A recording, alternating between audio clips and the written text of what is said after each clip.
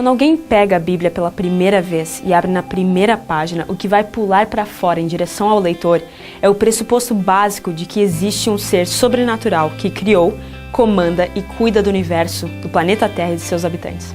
Essa afirmação, Deus existe, tem sido uma das mais debatidas por séculos e principalmente nos últimos 3 séculos. Por esse ser, comumente chamado de Deus, não ser visível, não podemos fazer a comprovação mais fácil e mais utilizada, a de testemunhas oculares. Mas temos muitos outros meios para verificar. Um deles é o argumento cosmológico, que é o argumento para a existência de Deus. Esse argumento tem 3 premissas. Primeiro, tudo que começa a existir tem uma causa. Segundo, o universo começou a existir. E terceiro, portanto, o universo tem uma causa. Para verificar que a conclusão é correta, temos que passar pelas 2 primeiras premissas. Isso a gente faz através da lógica. Deixa eu dar um exemplo. Eu estava esses dias passeando no shopping, numa livraria, mais especificamente, com alguns amigos, e tinha lá um livro intitulado Todos os Homens Mentem. Eu não sei do que se trata o livro, mas a primeira coisa que eu fui olhar era o nome do autor. Ele era um homem. Então, qual seria a maneira lógica de lidar com essa afirmação? Primeiro, todos os homens mentem. Segundo, o autor é homem. Terceiro, o livro é uma mentira. Lógico que para chegarmos à conclusão da terceira afirmação, teremos que verificar se as 2 primeiras premissas são verdadeiras. E é lógico que a primeira já não passaria no teste. A primeira premissa a respeito da existência de Deus diz: tudo que começa a existir tem uma causa. Talvez essa seja a mais fácil. Vamos imaginar a seguinte cena. Você está sentado na sua sala de estar assistindo TV e de repente uma piscina aparece do nada na sua frente. Já aconteceu isso contigo? Não, né? Que estranho, comigo também não. E na realidade, acho que isso não acontece com ninguém. Sabemos que as coisas por realidades empíricas e experiências que vemos todos os dias não surgem do nada. De acordo com essa premissa, portanto, podemos entender que tudo que começa a existir tem uma causa. Já ouvimos muitas teorias, até mesmo do famoso cientista ateu de Oxford, Richard Dawkins, de que talvez algum extraterrestre super evoluído pode ter deixado sua semente aqui no planeta Terra para que a vida viesse a existir. Apesar de Dawkins negar fervorosamente a existência de um Deus que sempre existiu, como se explicaria a origem desses seres extraterrestres ou dos seus predecessores? Como eles surgiram? Até mesmo o famosíssimo cético David Hume, em suas cartas, não conseguiu negar a primeira premissa, dizendo que ele nunca afirmou tão absurda preposição de que algo pudesse iniciar sem uma causa. Já que a primeira premissa foi resolvida, vamos à segunda, que é: o universo teve um começo. Aristóteles e muitos depois dele criam que o universo era estático e que era eterno também, ou seja, ele sempre existiu. Por isso, eram completamente contrários à ideia de que o universo havia tido um começo. O que seria descoberto a partir do século XIX seria uma grande surpresa para todos. Com a ajuda da teoria de Albert Einstein e diversos físicos da década de 1920, concluiu-se que seria impossível que o universo fosse estático. Na verdade, o universo estaria se expandindo. E se algo está em expansão, a lógica é que esse elemento teve um início quando começou a se expandir. Pensa num balão sendo enchido. A cada soprada, o balão cresce mais e mais. Você já encheu um balão por um tempo infinito? Penso que a resposta seria não, por 2 motivos. Primeiro, você não é infinito. Segundo, se o balão está aumentando de tamanho, é porque ele teve um início. Depois de 2 premissas concluídas e confirmadas, vamos à última. Mas antes, vamos voltar à história da piscina na sala de estar. Vamos dizer que tem alguém do seu lado e você pergunta: de onde que veio essa piscina? E a resposta seja: de lugar nenhum, simplesmente apareceu do nada. Você aceitaria essa resposta? Lógico que não. A mesma coisa acontece com o nosso universo. Se teve um início, ele teve uma causa. Alguma coisa ou alguém fez com que o universo que conhecemos hoje viesse à existência. Mas nosso problema não para por aí. Alguém poderia perguntar, e muitos já me fizeram essa pergunta: então quem criou Deus? Se tudo que existe tem uma causa, qual é a causa de Deus existir? O problema desse questionamento é rapidamente solucionado. Se você faz essa pergunta, você se esquece da primeira premissa que desenvolvemos. Tudo que começa a existir tem uma causa. Agora, se a crença em Deus é de um ser que não começou a existir, não teve nascimento, então ele não pode fazer parte da mesma lógica aplicada para o universo. Ele não tem uma causa. Somente aquilo que é finito tem uma causa. Deus é um ser infinito.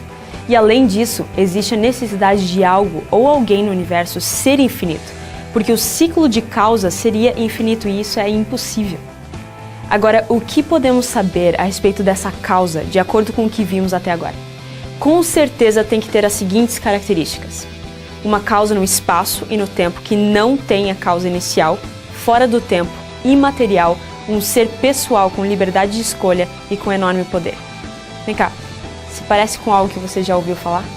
O outro argumento para a existência de Deus é o argumento do design, ou argumento teleológico, que trabalha com a ideia do extraordinário equilíbrio das leis fundamentais, dos parâmetros da física e das condições iniciais do universo. Trocando em miúdos, as milhares de coincidências que fazem com que o planeta Terra em que vivemos tenha exatamente as condições perfeitas para sustentar a vida. Na última década, o Brasil e principalmente o estado de São Paulo têm sofrido imensamente com as enchentes que trazem pavor à população a cada ano. Imagine que você morasse em São Paulo e centenas de anos após uma dessas terríveis enchentes, você caminhasse pelas ruas que haviam sido destruídas e abandonadas há muito tempo e encontrasse um objeto que você nunca tinha visto antes nesse mesmo percurso. Um avião Boeing 747 inteiro no meio da calçada. Como é que ele foi parar lá? Então você raciocina e conclui que, com o passar de muitos anos, o lixo deixado pela enchente de toda a cidade e mais alguns objetos se acumularam e formaram aquele lindo avião. Isso parece plausível para você? Não. O mais plausível seria imaginar que engenheiros se reuniram por dias e meses, projetaram um avião e finalmente o construíram. É lógico que essa é uma ilustração e não o que um ateu acreditaria.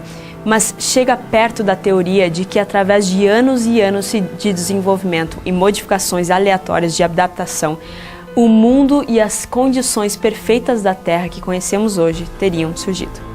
O avião é obviamente arquitetado por homens, porque já vimos isso acontecer, temos prova da complexidade dele.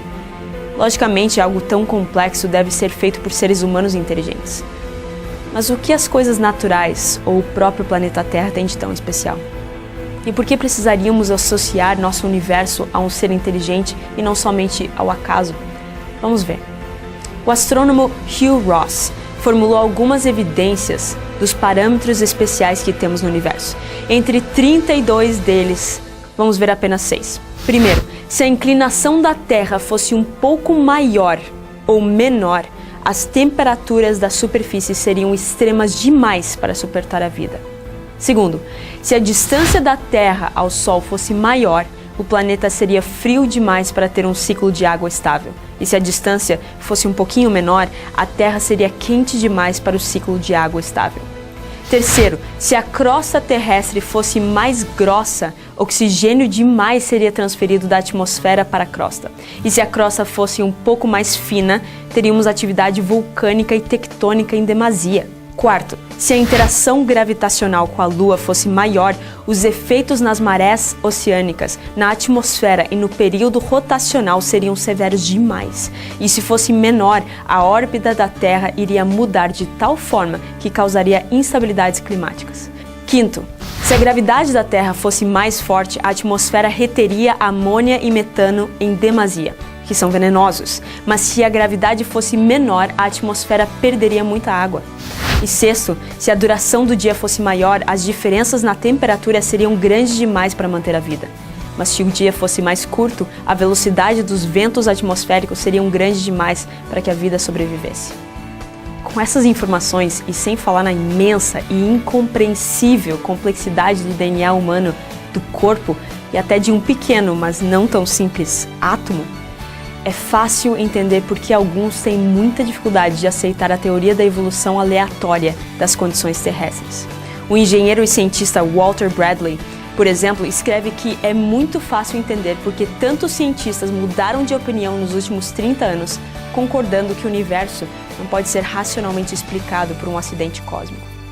E ele também diz que evidências para um arquiteto inteligente se tornam mais convincentes quanto mais nós compreendemos a respeito do nosso habitat, cuidadosamente desenhado.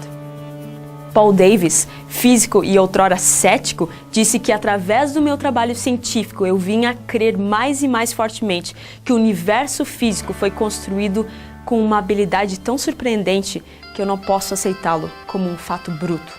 Eu não posso acreditar que nossa existência nesse universo é um mero equívoco do destino, um acidente da história, um engano acidental no grande drama cósmico.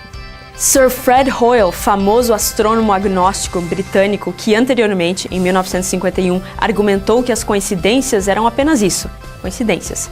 Em 1984 mudou de ideia, como mostra essa citação. Tais propriedades parecem tecer pelo tecido do mundo natural como um fio de coincidências felizes. Mas existem tantas estranhas coincidências essenciais à vida que alguma explicação parece ser necessária para dar conta delas. Ganhador de Prêmio Nobel de Física, Arno Penzias, faz a seguinte observação sobre o caráter enigmático do universo. A astronomia nos leva a um evento único, um universo que foi criado do nada e equilibrado delicadamente para prover exatamente as condições necessárias para suportar a vida. Na ausência de um acidente absurdamente improvável, as observações da ciência moderna parecem sugerir um plano oculto, ou, poderia dizer, sobrenatural. O renomado físico Freeman Dyson diz que, ao olharmos para o universo e identificar os muitos acidentes da física e da astronomia que têm trabalhado para o nosso benefício, quase parece como se o universo, em algum sentido, soubesse que nós estávamos chegando. Eu acredito que ele sabia, sim. Não o universo, mas um ser sobrenatural que vai além daquilo que podemos explicar ou compreender.